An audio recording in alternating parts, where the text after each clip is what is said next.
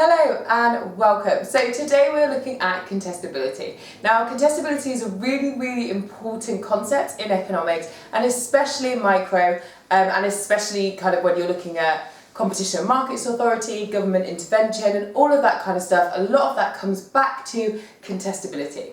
So what is contestability? So contestability is when a market has low barriers to entry and exit despite whatever market structure that might exist. So the idea is that it doesn't matter what market structure might be there. It might be monopolistic market, it might be a monopoly, it might be an oligopoly. The fact is that the barriers to entry and exit to that market are actually very low.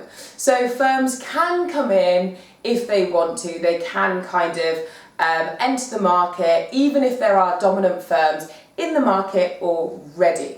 So what does that actually mean? So what that actually means is there is always a threat of competition, and not only a threat of competition but a credible threat of competition, and that's incredibly important. So it's important for many reasons, but the main reason why it's important is because we know, if you've watched all the videos before, you'll definitely know, especially when we looked at monopolies and oligopolies, that actually the firms respond to the threat of competition equally as they do real competition. And actually a lot of times the threat of competition is even more powerful in keeping firms in order and acting accordingly, because it means that they're not able to collude, they're not able to negotiate. There's always, because you can't negotiate with a threat, it always keeps the firms in the market in line, and they kind of don't act irresponsibly or kind of in a bad way for the consumer.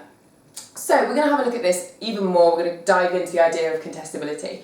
So the first thing we're going to look at is the things that you need for a market to be contestable. So one of the things you might want to do right now is pause the video and think about what kind of market conditions do there need to be for a market or an industry to be contestable despite being an oligopoly or a monopoly or any other market structure.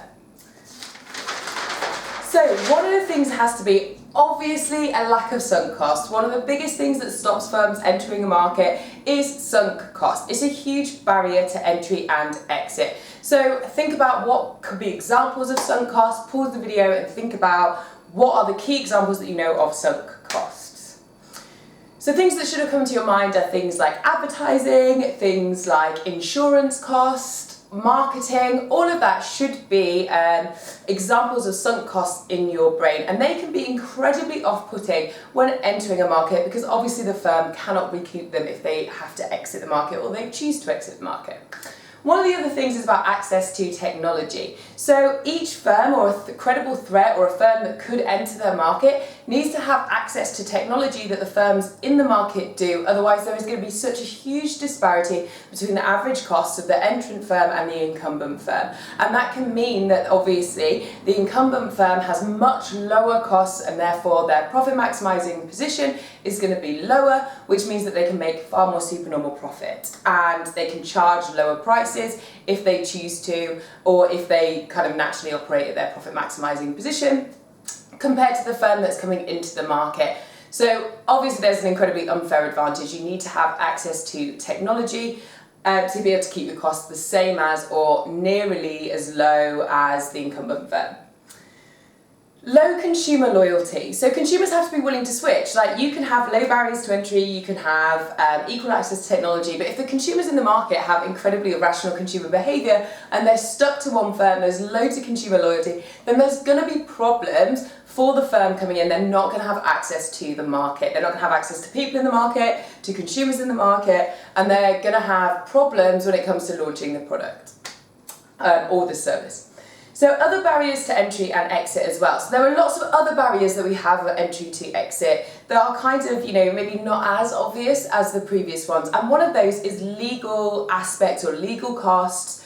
It might be sunk cost, but it also might be a barrier to entry or exit. So things like regulation, things like certain kind of laws or patent laws, ownership of property and ownership of ideas may well be a barrier to entry or exit to the market. So especially if you've got a lot of regulation in place that you could enter the market, but because of all the kind of tick boxes that you have to make sure that you're ticking because of the way that it might be kind of regulation on testing of products, it might be regulation on safety of products, all of those things that are good for the consumer potentially, but do mean that there are barriers to entry and exit to the market. So for a market to be considered contestable, it has to have all of these things and potentially even a few more that you may have thought about, but these are the core ones that it needs to have.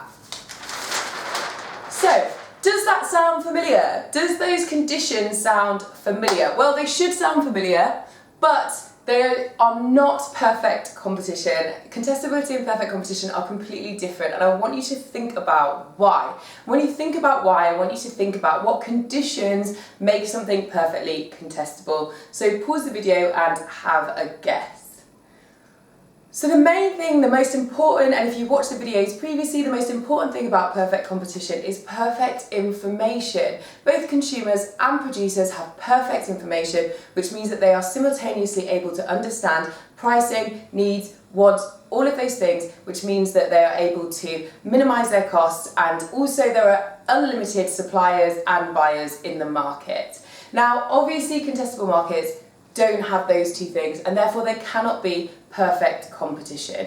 Again, the main thing with perfect competition, and if you don't understand it, please go back and watch that video, is about perfect information. Perfect information is the key to perfect competition, and therefore without that, something might be considered contestable, monopolistic market, or it might be monopolistic market. Monopolistic markets could be considered contestable in nature, right, because they have all of those kind of low barriers to entry and exit. So monopolistic markets may well be contestable in nature, but they are contestable, they are not perfect competition, right? And we can see that oligopolies and monopolies are kind of, well, we're going to have a look at it later, but whether they can or they can't be contestable is a question that we're going to have a look at.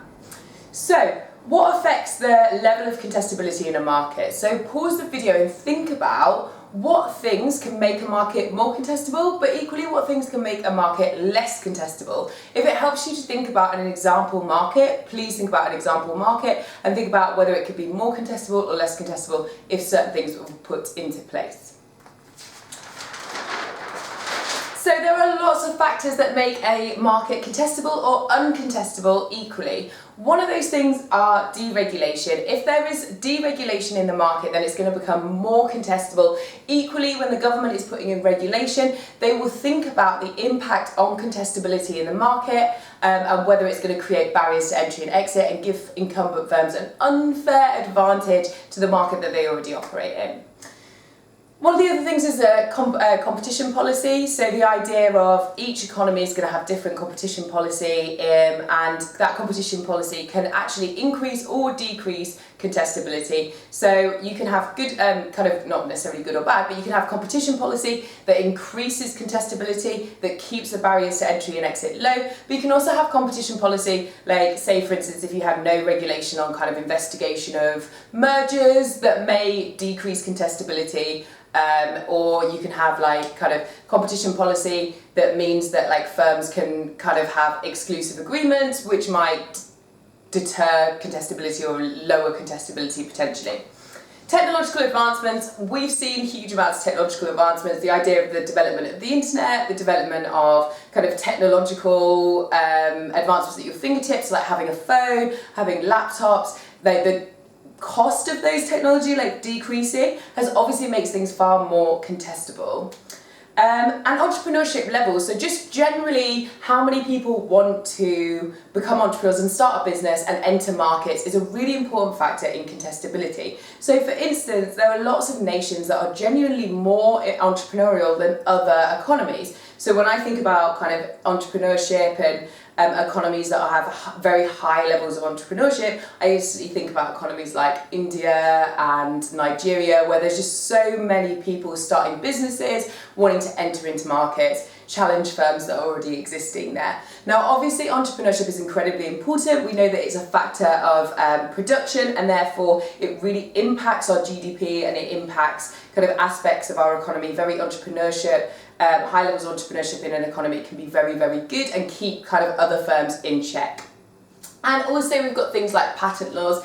Patent laws just refers to the idea of ownership of ideas. So what degree does an economy or a market or an industry have ownership of ideas? What is a free, kind of like a free idea, and what is a kind of exclusive patentable idea? And if you have like a patentable idea, obviously contestability is going to be very low. Lots of examples where you can think of like that, especially when you think of kind of like pharmaceutical industries. There's very, very strong patent laws, and therefore the contestability is very low, mainly because like obviously they've got very, very high levels of regulation, as they should.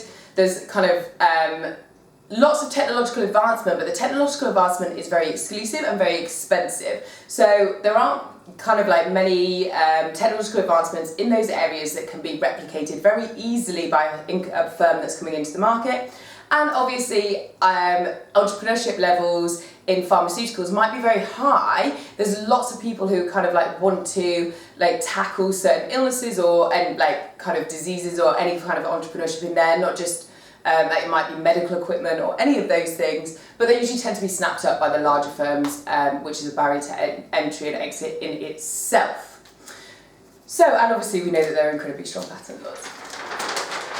So, like I said earlier, contestable markets, oligopolies and monopolies. I want you to think about whether you think that a oligopoly or a monopoly can be contestable or not, and I want you to justify it. It's not just good enough to say it, that's lazy.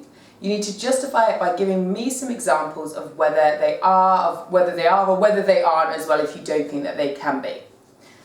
So the answer to that is, of course, yes, they definitely can be, and I've got some kind of examples here. So parcel delivery, so when I talk about parcel delivery used to be a monopoly, so it used to be obviously just Royal Mail in the UK, so I'm just talking about the UK here. And obviously as technology has advanced, we have seen firms coming in and challenging and actually being really successful in the way that they challenge. And now we've got many firms that come in and have strong kind of presence in the market of parcel delivery. Obviously you've got like kind of Hermes, UPS, Yodel as well. Like they're all examples of successful challenges to Royal Mail because of advancements in technology, the lowering of barriers to entry and exit. Therefore it is a contestable oligopoly. Banking and credit, traditional banking, it's kind of slightly out the window. We've got peer-to-peer lending now that you can just do online. We've got kind of like the very small credit firms that are able to access and give credit, kind of credit cards and allow credit and small loans. And we've got like a lot of contestability in that market. It's very much kind of changed market structure backwards. There's still an oligopoly, it's still very much an oligopoly, but there are a lot of smaller firms that can enter into the market and do very, very well. Fast food, so traditionally obviously we've got like fast food as an oligopoly, we know it's still an oligopoly, but it's very much contestable. So you can start a small chain or even a large chain of fast food restaurants, and you know that you've probably seen that where you live, or kind of there's a lot smaller restaurants, and we've seen very successfully, one of the very good examples of this is Five Guys. So Five Guys have come in and really challenged kind of like the traditional oligopoly structure there and really made a huge name for themselves and captured a reasonable amount of market share in a short amount of time. So it's a very contestable industry despite it being a very traditional oligopoly. So the last thing that I want to kind of brush on, and we're going to look at this later on and it'll keep coming up and up and up and up, so don't worry too much about it right now, but it is very important, is the CMA. So the CMA uses contestability constantly to have a look at whether or not they need to intervene in a market. So what I want you to think about as an example is like Google. Is Google a contestable monopoly, like the search engine of Google? Does the CMA or any kind of authority or market authority need to have a look and you know, discipline or maybe fine Google for their unfair practices just as a search engine?